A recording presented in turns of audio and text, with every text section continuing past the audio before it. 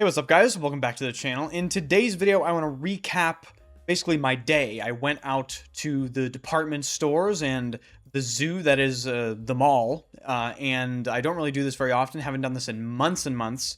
So many things have been released, so I went to go smell a lot of the new releases. Today's video, we'll be talking about the Creed releases, so Iris Debonair. I actually got to smell that. Wild Vetiver, the new Dior Sauvage Extrait, which I've heard so much about. I actually went into Hermes as well. I smelled Ginseng Bibola, I think it's called, and then Musk Pallida. And I also got to try all of the brand new Chanel Extraits. So I have a special video for you guys because at the end, well, it's going to be pretty cool, okay? With there being so many perfume releases, it's impossible to keep up with everything that's coming out. And I found it very peaceful just to basically ignore most of the things that come out. So, you know, out of curiosity, I went to go smell some of the new Creed releases today. They pulled out Iris Debonair. Apparently it's not for sale, but like they had a tester, which I don't know, go figure. It was like this, you know, pretty nondescript, not really too exciting, powdery, violety iris fragrance. Oh, like, it's whatever, it's fine. You can just buy about 10 different fragrances from Guerlain on discounters that have that sort of irisy, violety thing for a tenth of the price, and they're probably better perfumes. So that didn't really blow me away. It wasn't bad. It was just like, whatever, especially considering Creed retail. I mean, how much are you paying for 100 ml? Like over $500 or something insane? Pass. But I also smelled Wild Vetiver. First of all, the new bottles, I don't know what Creed's doing with the new bottles. They look like shit. They look like AI designed them. You know, they're very plain, but kind of weird in almost like a cartoonish way, I felt in real life. But that's beside the point. Wild Vetiver, I don't know who named this perfume. Maybe it was also AI, who knows.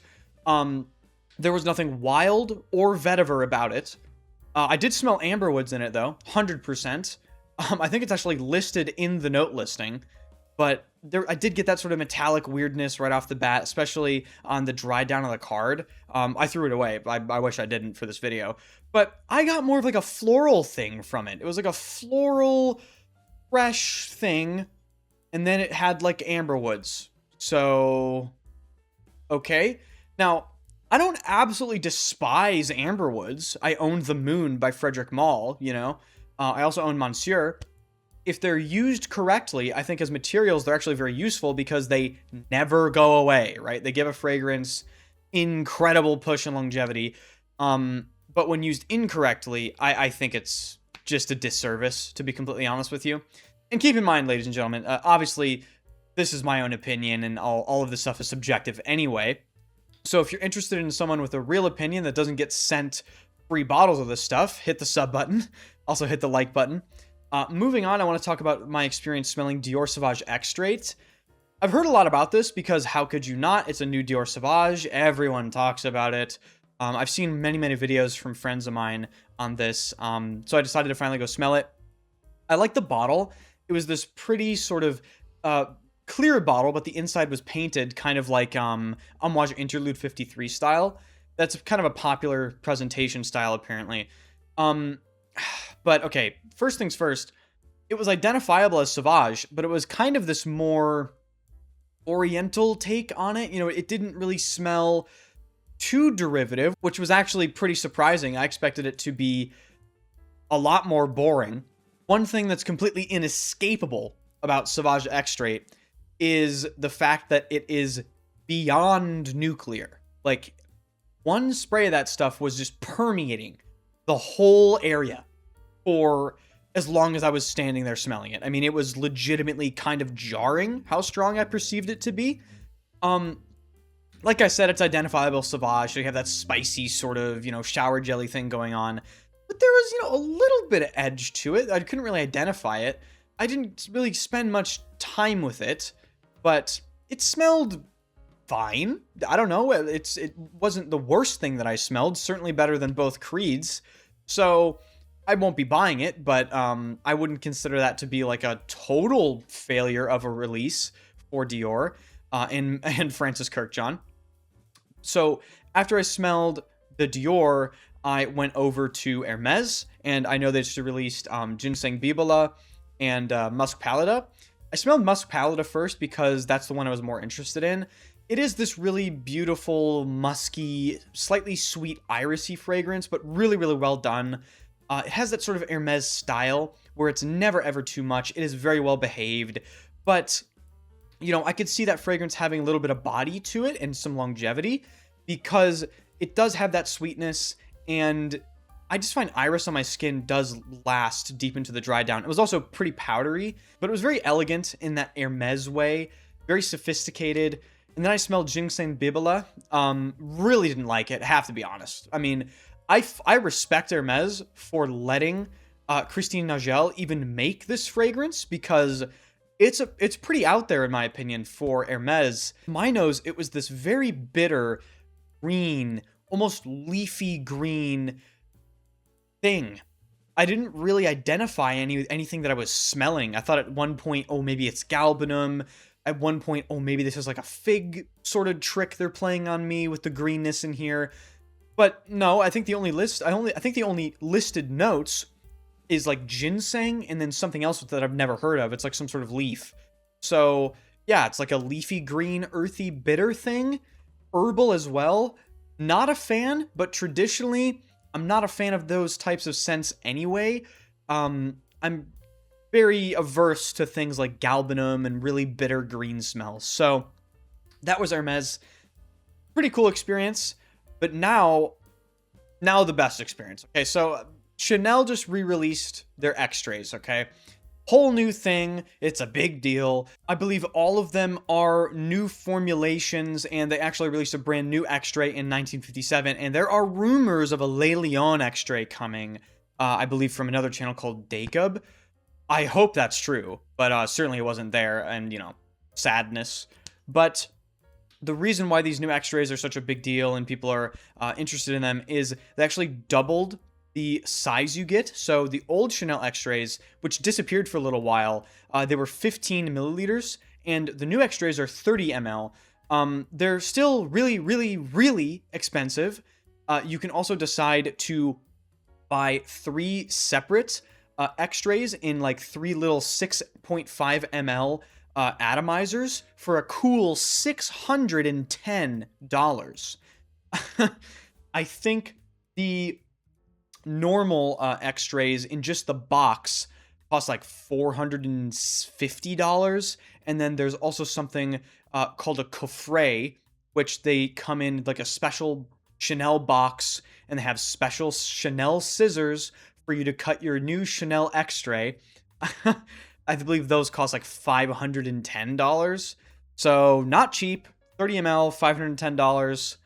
Pretty crazy. But I smelled all of them. First one I smelled was Jersey. It was recognizably Jersey. Lavender vanilla thing with that aldehydic Chanel vibe. Didn't really smell too much different to me, to be honest with you. It's still Jersey. I used to own it. To me, it's a little too feminine leaning. I wish they would go more of like a herbal lavender route, but you know, Jersey's really nice. It's just not for me. Then I smelled their new release for the Extrait 1957, and they were actually really, really kind enough to give me a sample of it here. So this is the Extrait, and I have it on a test strip for you guys.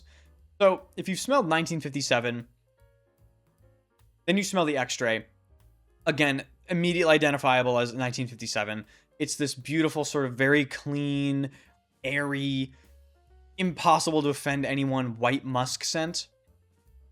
But the Extrait, to me, it seems like they took that DNA and squished it. They made it more dense, more oily, maybe more creamy, and there's more of like a slight vanilla edge to this, but it's still the same beautiful aldehydic, white musky scent profile. Supremely elegant and clean.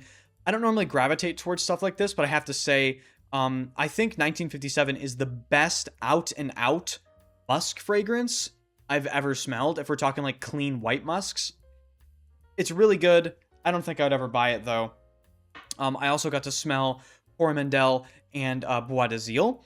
Bois d'Azil, I also owned the eau de parfum, and I got rid of it. Bois d'Azil in the Extrait was more floral forward, and as it changed on test strip, even within like 20 minutes when I was there, the sandalwood really came out and it was super rich. Comparing my experience with the EDP to the Extrait, I actually much prefer the Extrait of Bois d'Azil to the current Eau de Parfum. So if you're a fan of Bois d'Azil, I would really highly recommend checking out the new formulation of the Extrait.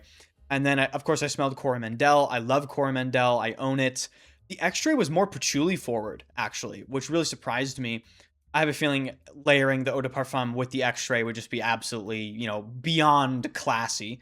But that was also gorgeous. But really, the star of the show for me was this. And you could tell what I thought about this because I bought it. This is Cuir de Russie. And we're going to be unboxing this right now. All right, so when you just get the normal peasant presentation of the Parfum, you just get this little box here. It's very beautiful, typical Chanel, white and black, and then it lifts open to reveal the beautiful little bottle here. And these are very, very beautiful. The store people told me that the little cord is actually hand done on these, and all the boutiques, they told me, only receive about 2 to 3 of these per fragrance. And they weren't lying, because when they opened the cupboard, there was only about 10 of these left in the entire store. And I said, is that all you have? Are there any more in the back? They said, no, we just have to wait for more of these to be produced. So according to them, they very well could be lying, right? They could be trying to get me to buy it. But according to them, these are actually pretty low production, and a lot of the stores don't get them in high quantity. But the cap is real glass, the stopper, and I guess I have to actually cut the cord. I don't have the fancy Chanel scissors, so I guess I'll have to get my own. All right, so I used my peasant scissors to get this open. Now, I bought this like on the spot, which actually... I don't do that very often. I really don't. I was very impressed with this when I smelled it.